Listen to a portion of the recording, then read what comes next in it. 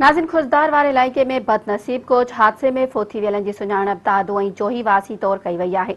उन हवाले सां वधीक तफ़सील ॿुधाए रहियो आहे मराठी जो रिपोर्टर मंसूर सियाल। जी मंसूर, छा तफ़सील आहिनि?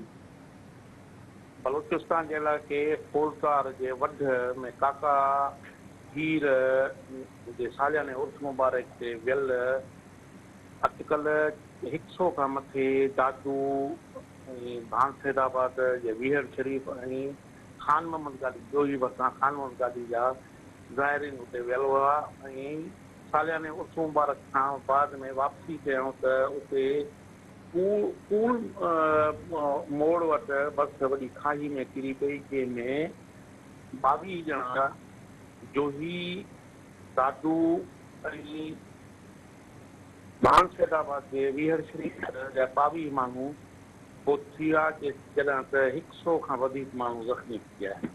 जी ठीक है मंजूर, अपडेट करण लाइ मुंहिंजी महिरबानी।